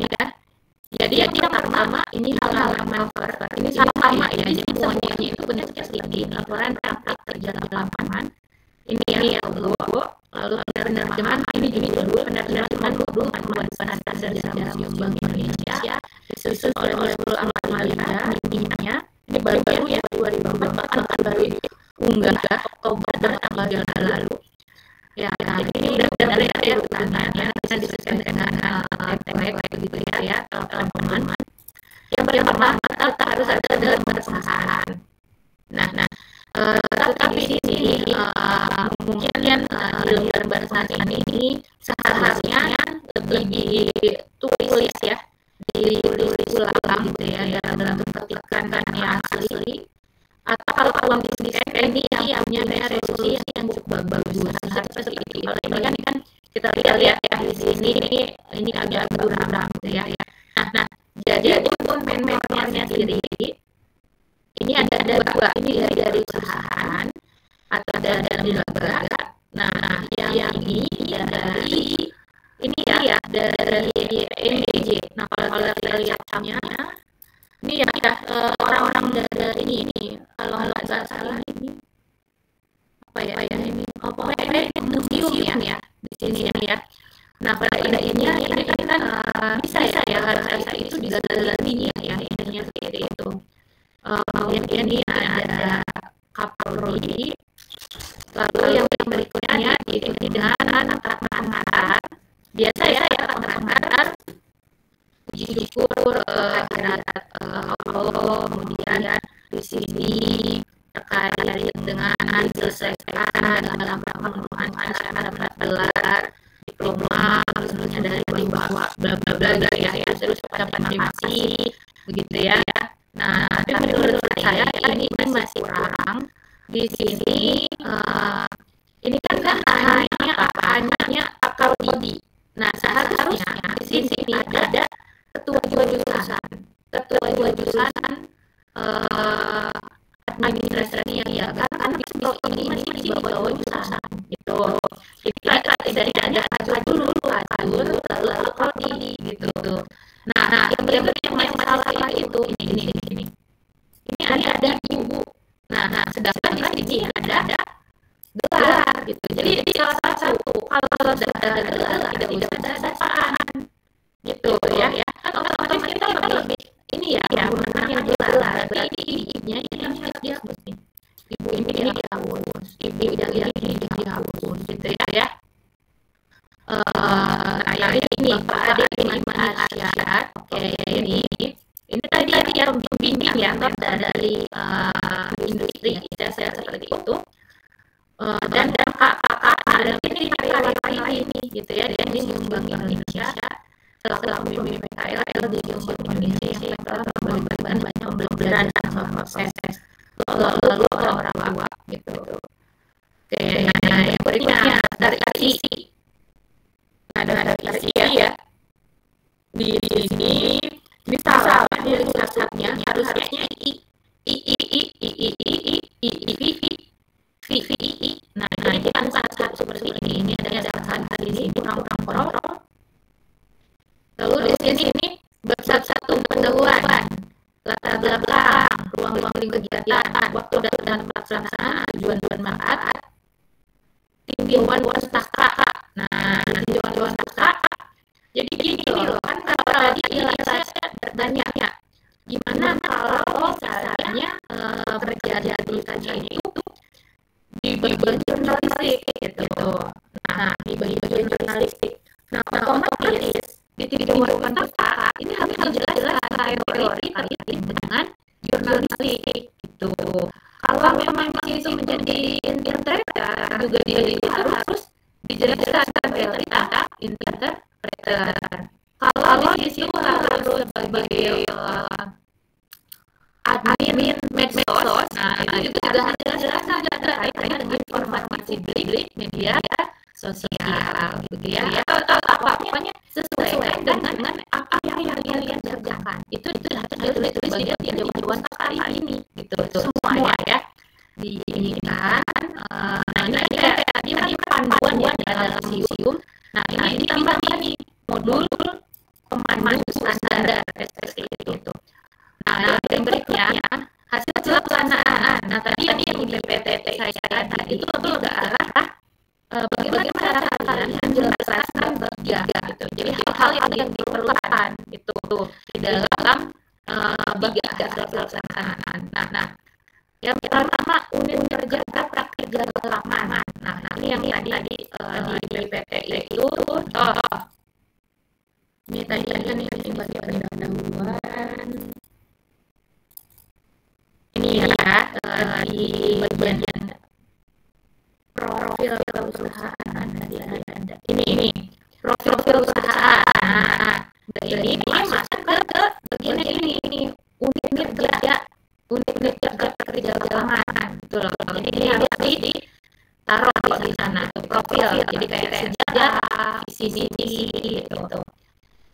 Nah, sampai dengan sebenarnya yang lebih lagi yang ini struktur organisasi perusahaan itu masuk dalam poin penjelasan unit kerja praktik ini unit kerja praktik kerja lapangan tuh. Jadi di sini profilnya ditulis, struktur organisasi ditulis, hingga kalian tandai kalian bekerjanya di divisi apa. Jadi orang itu akan tahu jadi kalau divisi jurnalis ini ada kaitannya dengan bagian editing, dengan bagian publishing, dengan bagian layouting, dengan bagian apa aja seperti itu struktur organisasi jadi gambar gitu ya di sini. Nah ini semua berkaitan dengan unit kerja kerja lapangan. Ini harus dijelaskan di sini. Uraian praktik kerja lapangan. Nah di bagian kedua uraian kerja lapangan. Nah ini di sini. Nah deskripsi tugas dan tanggung jawab itu masuk uraian. Pengenalan teknologi yang digunakan. Nah itu bila ada juga dijelaskan. Pengalaman kerja dalam tim juga proyek sama-sama magang, lalu capaian tantangan yang dihadapi, tantangan yang diperoleh, hingga evaluasi diri. Ya. Nah itu semua kalian yang masuk ke sini uraian kerja lapangan. Nah kalau ini uraian proses penerjemahan, nah ini lebih ke arah hasil kerjanya, teknik dalam melakukan pekerjaan itu gimana? Nah itu kalian jelaskan di sini. Ini benar-benar proyeknya gitu ya. Jadi di sini uraian proses dari penerjemahan. Karena kan memang menerjemahkan teks pemandu ya dalam SIUM gitu. Nah identifikasi kendala yang dihadapi. Nah jadi ini yang tadi ya kendala itu ternyata masih dalamnya evaluasi diri gitu ya. Tapi dengan ada ya bagian kendala juga ada tantangan kendala, tapi juga harus ada cara mengatasinya gimana. Itu secara umum sama adanya tempatnya ya lokasi kalian dimulai itu. Jadi di sini identifikasi kendala pelaksanaan tugas yang dihadapi serta solusi. Saya pasti selama 6 bulan ada ya salah satu hal yang menjadi masalah. Kesimpulan ini diringkas semua hasil yang dikerjakan. Jangan lupa memberi rekomendasi. Nah di bagian ini silakan kalian buat antara dua itu loh yang rekomendasi ini perusahaan ya. Jadi di sini rekomendasi antara kesesuaian gitu ya teori yang ada di kursus dengan real yang ada di lapangan. Apakah ada perbedaan yang signifikan? Kalau ada saran terbaiknya bagaimana gitu ya. Proses apa yang harus ditingkatkan oleh perusahaan gitu. Nah itu perlu ya ini dikatakan daftar ini terutama untuk buat tinjauan TAFA itu daftar wajib gitu ya. Ada mana instrumennya dari apa, dari juga dari jurnal dan lain sebagainya teori itu ditulis ya di daftar TAFA. Lalu tampilan ini jadi foto-foto hasil kerja kalian juga kalian sama gagang itu harus dihilangkan. Jadi yang itu cuma surat izin. Nah, dari surat izin konsepnya itu juga semua didokumentasikan. Jadi diarsipkan, nanti semua itu dilakukan di sini gitu ya, dilakukan dari mulai data sampai selesai. Lalu itu dengan gambar sama ya cara tulisannya seperti ini, gambar tabel ya tabel, nah itu pinjaman, kalkulasi, ini yang terkait dengan dalam perusahaan itu. Nilai belakang ya, jadi mengapa tadi pertanyaannya, mengapa memilih Museum Bank Indonesia sebagai PKL? Nah, jadi ini dijelaskan di sini. Tuh ya, ini sebagai mengapanya gitu ya. Lalu di sini juga alasan pribadi ya, ingin melakukan kegiatan ini ya. Nah, ruang kegiatan waktu tadi ya, waktunya selama 4 bulan di sini. Dilihat di sini. Ini banyak 1 September. Dilihat ini. Selesai 31 Desember gitu ya. Waktu kerja sistem kerja operasional Sabtu Minggu itu bisa sebagai hari wajib kerja, sedangkan libur wajib diganti hari ini. Jadi ini teknik biaya ini pelaksanaan karyawannya gitu loh. Liburnya hari apa atau ada shift apa gitu, itu harus dijelaskan semua.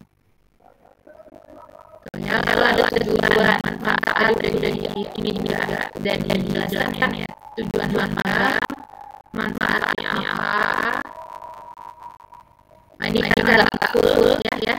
Ini karena tadi harus member ya gitu. Jadi harus bisa diakses full itu dari perusahaan. Jadi kalau ada yang lebih ingin mengetahui, boleh silakan ke perusahaan. Nah, minta akses untuk sini gitu ya. Karena itu harus masukkan username dan password gitu ya. Ini ada bagian itu kesimpulan. Nah, jadi pelaksanaan KL di Bank Indonesia akan komunikasi di sisi pengelolaan museum. Ini tadi ya, saya ini ada di sisi jalan ini yang ditempatkan di tempat yang sesuai dengan bidang. Nah, mengenalkan dan yang kerja, gitu ya. Sisi lain di sisi dan tanggung jawab dalam menangani pekerjaan. Penulis juga mendapat kesempatan dan terjemahan hanya sebatas teks bisnis, tapi juga full pemanduan, bahkan game untuk anak-anak maupun melakukan praktek. Nah ini. Jadi tadi ada yang berkaitan dengan kalian bisa nggak kalau nggak cuma terjemahan saja? Ya sesuai tugasnya apa gitu ya. Jadi hal baru kalian ya. Sehingga nah di bagian ini kan ada perbedaan sama signifikan dalam penerapan teori. Ternyata teorinya ini di praktiknya itu seperti ini, ada perbedaan. Apa itu harus dijelaskan gitu. Nah kalau di teori itu kan kalian hanya di sini batas biasanya bisnis gitu. Tetapi ternyata di kenyataan gitu ya, kalau bekerja di museum BI ini harus bisa menerjemahkan kemampuan dan game untuk anak-anak di sini. Untuk anak-anak otomatis terjemahan itu harus diluas lagi gitu. Tidak bisa menggunakan kata-kata yang abstrak, tetapi kita harus menggunakan konsep kata yang lebih konkret gitu, lebih dapat diterima oleh anak-anak. Gimana caranya? Nah, bahkan di sini yang bisa melakukan interpret gitu ya. Nah itu kan ini perbedaan yang signifikan. Jadi kalau di fokus banyak fokus ke teks bisnis, ternyata di lapangan ini bisnisnya lebih banyak lagi gitu. Jadi kenapa di mata kuliah yang tulis akademik pelajaran yang lalu itu belajar dengan berbagai model macam teks gitu ya yang ini ya sudah bahas ya sebelumnya. Tuh, nah karena ini ketika kalian bertemu di lapangan itu enggak cuma sebatas tes bisnis saja gitu ya, tapi bahkan anak pun di sini gimana caranya gitu ya, dari mana gitu sesuai dengan kaidah ilmiah gitu. Kita itu menjadi catatan hasil. Jadi kalau kalian udah paham dari masing-masing jenis teks, terus sudah paham terkait dengan masalah yang lalu ya, referensi dalam teks, jadi tanda-tanda dan lain sebagainya itu dalam nulis teks itu udah paham gitu, setidaknya udah dapat kalau teorinya gitu ya. Jadi nanti kaget lagi kalau suruh mengerjakan, coba kerjakan dulu panduan, coba kerjakan ini anak-anak, coba kerjakan ini apa ya, coba gimana interpret ya, seperti anak-anak gitu ya apa itu harus bisa, pokoknya apa yang dibutuhkan kita siap gitu ya. Nah itu intinya seperti itu kan, kita belajar gitu ya ada sama-sama yang baik. Nah hasil penerimaan ini dirasakan modul pemahaman ada di Umbang Indonesia menarik kesimpulan bahwa penerimaan ini cenderung menggunakan ideologi foreignisasi.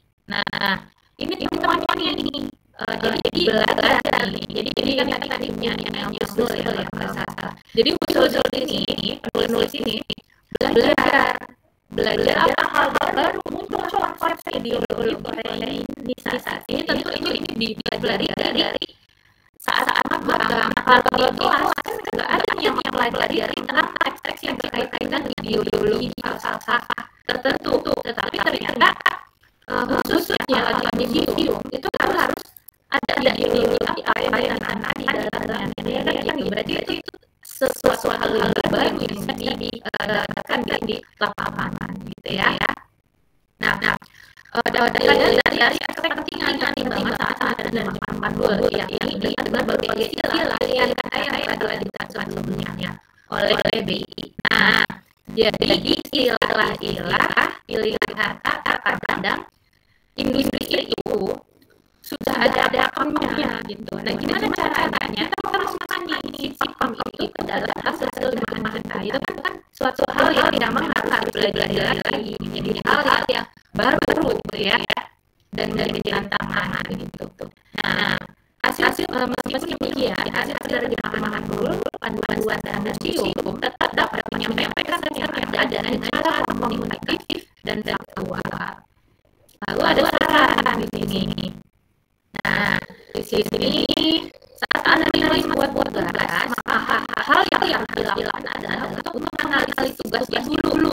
Tanya dulu, mungkin boleh bilang baik, siap, gitu ya. Tetapi ini harus langsung pelajari, kalau nggak ya tanya dulu sebelum kerja gitu. Jadi jangan udah dikerjakan salah dan salah begitu ya. Lebih baik kita banyak tanya begitu ya. Itu itu sangat penting ya bilang-bilangnya tadi komunikasi dan etika gitu ya. Nah di sini saat Anda menerima tugas bisa dianalisa dulu tugasnya itu, menanyakan hal yang Anda pahami. Nah jadi kalau ada istilah yang boleh dilakukan atau apa itu nyampe gitu sesuai dengan keinginan si industri tersebut. Nah ini benar-benar dapat membuat catatan glosari sendiri. Jadi dicatat kata yang memang tepat untuk menjelaskan konsep sesuatu itu ya. Penting bagi seorang penerjemah untuk memahami ideologi. Nah, ideologi apa sih yang ingin disampaikan oleh perusahaan itu, oleh lembaga itu, oleh kementerian itu ya. Oleh karena itu harus belajar dulu tadi. Ya, di awal ada apa? Sejarah visi misi gitu. Sejarah visi misi profil dari perusahaan dibaca, dipelajari. Jadi kita simpan dulu. Jadi perusahaan bergerak dalam bidang apa? Inginnya gimana? Dia punya visi dan misi bagaimana? Produk biasanya itu apa? Itu dipelajari. Jadi tidak yang salah pemahaman gitu. Jadi tidak meleset dari yang sudah diperintahkan gitu ya. Nah, cara penerjemah melakukan konsultasi langsung kepada pihak terkait dalam penerjemahan teks agar hasil terjemahan dapat dimiliki dengan baik saat digunakan. Itu ya. Nah, itu dengan daftar kata ini harus benar-benar. Nah, ini lampirannya. Surat keterangan magang, persetujuan pelaksanaan praktik disimpan ya dari awal magang. Ini 3 orang yang di sana. dari kapan sampai kapan, lokasinya di mana, ada klausulnya yang dibaca di sini. Jadi ini pelajari harusnya bagaimana dan apa. Nah ini tadi catatan hari ini penting nih buat PI kan buat PA ya, masuk ada titik. Nah jadi di sini mencatat kehadiran dan mengisi logbook secara online. Jadi kalau itu misalnya harus ada foto, bisa cari hari ini saya sudah menyelesaikan apa, mengerjakan apa. Ini akan dilanjutkan pada esok hari gimana nih, lanjut selesai gitu ya, atau ada masalah atau ini apa, jadi satu jelas gitu. Itu menjadi gitu ya. Jadi kita kan ada juga ya pakai catatan yang masih offline misalnya gitu. Jadi isi itu selalu ini ya, karena ini untuk patuhan dalam ini biasanya saya isi rekrutmen dan patuhan SDM. Jadi rata sama ya, jadi ada catatan gitu. Jadi dosen juga di Politeknik Negeri Jakarta selalu juga isi log gitu harian gitu ya. Nah, melaksanakan secara disiplin bla bla bla, ini belajar dari. Nah lalu di sini dari media sendiri ini ada form pembimbing KRL gitu ya, dia ada nama industri, alamat, judul, nama penyelenggara. Nah ini ya mentor yang di sana ya. Nah ini yang dinamakan logbook hari Jumat, Sabtu, Minggu selama 6 bulan. Aktivitas yang dilakukan kalian catat di sini gitu ya. Kalau bisa ya ini didokumentasikan, ada foto itu lebih bagus lagi gitu ya. Nah ini semua didokumentasikan ya. Ini selama 6 bulan semua gitu. Karena nanti dia ini 29 Desember ini ada nama spesialis perusahaan, ada bukti semuanya terdokumentasi. Jadi jangan dari nama wilayahnya susah nanti gitu ya. Jadi ini dikumpulkan. Jadi apa aja nih yang dikerjakan selama magang itu terdokumentasi di sini dan bisa dipertanggungjawabkan. Yang berikutnya hasil penerjemahannya. Nah ini dilampirkan juga. Jadi apa yang dikerjakan di dalam WP tersebut itu dimasukkan di sini. Nah ini contoh ini di bahasa Indonesia, ini ada bahasa asingnya, ini ya. Ini dikerjakan ini oleh seluruh ya. Ini ya penyampaian mengunjung kita harus apa dan apa begitu. Nah ini semua ini dia jajan itu. Nah ini bisa apa nanti ini teman-teman lihat di sini. Nah ini kan hasil penerjemahan ketika magang. Ini nanti bisa sebagai portfolio kalian melampir jadi lampiran CV gitu ya. Jadi ini nilainya tadi kan ada untuk menunjang portfolio. Nah ini portfolio itu apa hasil kerja gitu, karyanya apa. Nah ini bisa menjadi portfolio nih yang dari L3 teman-teman ini gitu ya. Jadi ini dilakukan saat magang juga dilakukan bisa juga sebagai lampiran CV gitu ya. Sebanyak ini ini kerjakan yang nggak salah gitu ya. Nah, ini balik lagi ini dibuat dalam bahasa. Kalau yang ini saya rasa berapa? Itu kalau usul itu tadi 2 bahasa gitu. Kayaknya nggak 2 bahasa. Satu bahasa cukup ya. Cuma itu selalu berbuat 2 varian ya. Ada bahasa Indonesia dan bahasa Inggris. Ini yang banyak karena tadi ada bahasa Inggrisnya di bawah gitu. Tapi kan sebetulnya lakukan magang cukup berbahasa Indonesia aja. Gitu ya. Oke, saya mungkin ya ada yang nanya dulu nggak terkait dengan bisnis tulisannya. Saya juga bukan mengenai teknis, saya mau nanya pembimbing laporan magang ini itu dari itu kita sendiri atau emang bisnis. Nah itu biasanya kalau bisnis pro ini memang beda sama kalau saya biasanya yang dia dari bisnis sipil. Kalau di kecil itu bisa milih diri. Jadi mahasiswa itu bebas ya.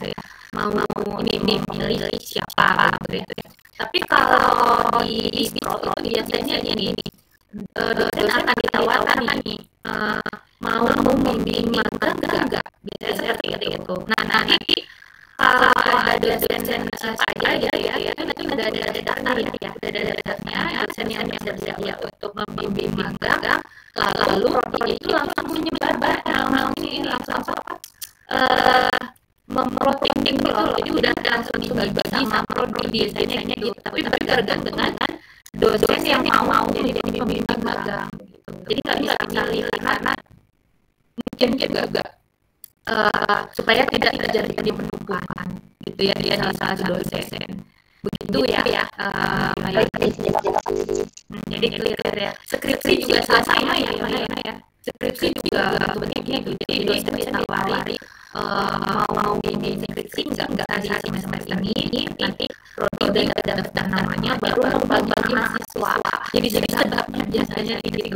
Kalau di situ. Tapi kalau di salah satunya tadi ya saya katakan di jurusan teknik sipil itu enggak, jadi mahasiswa yang ini memilih dosen lalu konsultasi ke dosen yang buat dia cocok dan nyaman itu yang mana.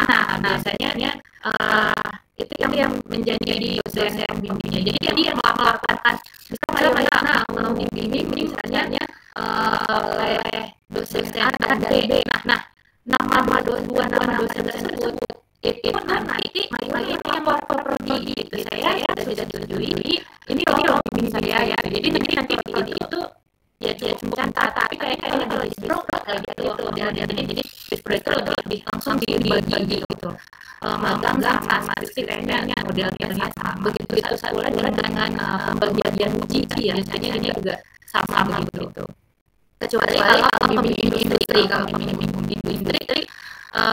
itu biasanya kita di sisi apa dapatkannya, terus asalnya kita di sisi itu yang menjadi mentor gitu, begitu ya gimana ya. Oke, ada lagi penjelasan Ibu umumnya untuk pengerjaan laporan ini berjalan selama sembari magang atau magang benar-benar sembari magang gitu ya Bu? Sambil berjalan, jadi sambil magang sambil kerjakan, karena nanti di akhir magang itu dikumpulkan gitu ya cek ya sini ya bisa kita cek dari dokumen yang tadi. Nah ini kan tadi ada kalau nggak salah ini terlihat di sini. Ini kan magangnya 1 September 2023, selesai di Desember 2023, Desember ya 2023 gitu. Nah di sini ya di sini kata pengantarnya di bulan Januari 2023, artinya selesai magang ini juga sudah selesai gitu ya. Jadi di semester berikutnya ini langsung diuji, udah nggak ada lagi pengerjaan gitu ya. Oke, itu ya. Oke, ada lagi yang menanyakan. Jadi tadi terutama logo sama dokumentasi tugas itu benar-benar didokumentasikan. Jadi nanti kita harus full dan selesai hari kerjaan itu kita udah ada gitu loh. Bahannya nggak bisa aja sama teman-teman gitu ya. Karena ini kalau kalian sekarang sampai semester berapa ya? 3 atau berapa? 3 ya, dia masih 1 tahun lagi ya untuk menuju magang. Tapi memang materinya itu diberikan di penulis akademik ya, yang lanjutan ini gitu ya, supaya ada gambaran sebenarnya. Begitu ada nggak yang jadi ada biar ada gambaran nggak kaget banget yang magang ini. Silakan ada lagi atau tidak ada? Oke, kalau tidak ada berarti saya harapkan semua sudah ada gambarannya ya terkait dengan apa sih laporan itu, magang itu yang gimana bentuknya dan lain sebagainya, apa yang harus saya siapkan nanti saat magang, apa yang harus saya catat, apa yang harus saya dokumentasikan ya, jadi nggak lupa semua ya. Nah jadi intinya semua hal yang terjadi secara teknis, kendala, hal yang disenangi, tidak disenangi, semuanya ditulis gitu ya. Selama durasi magang bulan mulai dari Desember selesai itu di tanggal itu ada semua, nggak boleh ada yang kosong. Gitu. Meskipun kalian skip izin gitu ya, itu tetap ditulis di logbooknya ya. Izin di tanggal 3 di situ aktivitas misalnya izin karena bla bla bla bisa dengan surat terlah gitu, pokoknya untuk muatan gitu ya karena itu dicek gitu ya. Oke, surat izin, surat permohonan, foto-foto dan lain sebagainya, hasil kerja, tekniknya dan lain sebagainya itu semua dikumpulkan ya. Jadi udah mirip sama skripsi ya, tapi nggak terlalu berat skripsi gitu. Yang penting menuruti apa arahan ya dari mentor dan juga dosen pendamping ya PKL gitu ya. Nanti diarahkan. Oke, ada lagi yang mau ditanyakan? Saya maaf. Iya. Tadi mengenai area saya kan belum jawab ya. Saya lagi ngomong gitu ya. Tapi setelah itu ya. Kalau maaf ya. apa tadi ada sempat masuk? Kok masuk? Ada kenapa ya? Oh ini ada. Maaf saya tidak hadir ini jam 13.30 oh ini hadir ya. Tapi sekarang nggak ada lagi ya. Ada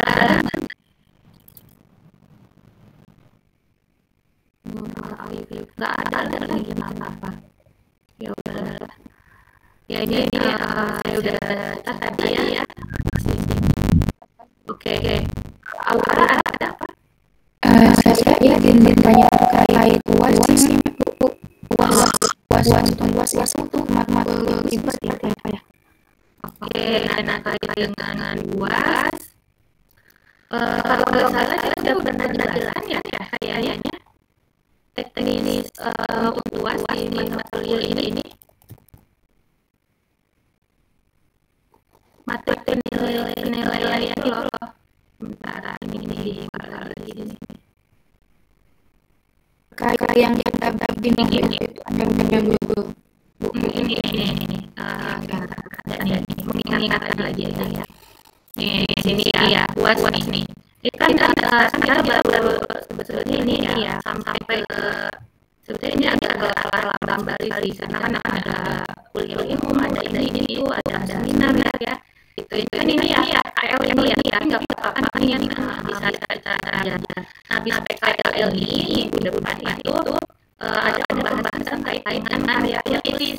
Nah karya tulisnya di sini ini ya ada terkait dengan penulisan. Nah ini dampaknya nanti dirangkum aja pokoknya ini dari beberapa pertemuan bisa disingkat yang menjadi satu kesatuan gitu ya karena ini dibatasi waktu juga. Nah UAS ini UAS mahasiswa di sini mau membuat satu proposal skripsi plus abstraknya. Jadi minta proposal bab 1, 2, 3 ya tapi ini hanya rancangan aja gitu ya yang buat skripsi beneran ya tapi nanti teknis penulisan sana tetap akan dibimbing gitu ya pada pertemuan minggu depan. Kalau yang baru arahan magang dulu kita selesai hari ini, jadi minggu depan itu arahannya lebih ke pengerjaan untuk persiapan UAS gitu ya dari mulai menentukan topik, ide dan lain sebagainya gitu ya. Oke, jadi ini lebih ya UAS itu lebih ke tugas ya, jadi bukan bagian dari proses. Ya. Oke, jadi minggu depan kita masuk ke materi KTI ya, materi tulisnya, yang mana kalian nanti disesuaikan itu oleh ini ya memasukkan ide topik karya tulis. Judul, kemudian juga alasan yang membuat nanti tidak udah adalah paham masalah Pokoknya nggak yang terlalu susah, yang penting di sisi kalian paham. Yang jelas nanti di situ proposalnya juga nggak terlalu ribet gitu ya, sampai ke contoh analisis dan sebagainya. Jadi yang dasar-dasar aja yang akan diberikan gitu ya. Dan dari itu langsung terus dikumpulkan pada minggu UAS itu menjadi sebuah UAS gitu ya, itu dikerjakan pribadi ya. Oke, itu saja ya. Ada lagi yang dimana sudah ini Nur Afif masuk ya. Maaf, saya lagi di daerah tadi keluar. Oke, jadi ini saya berarti masih semua ya. Saya ada catatan ini loh ini. Ya ini kan ada Nur Afifah sama Mafdan ya. Jadi ini sudah ya semua ya. Oke.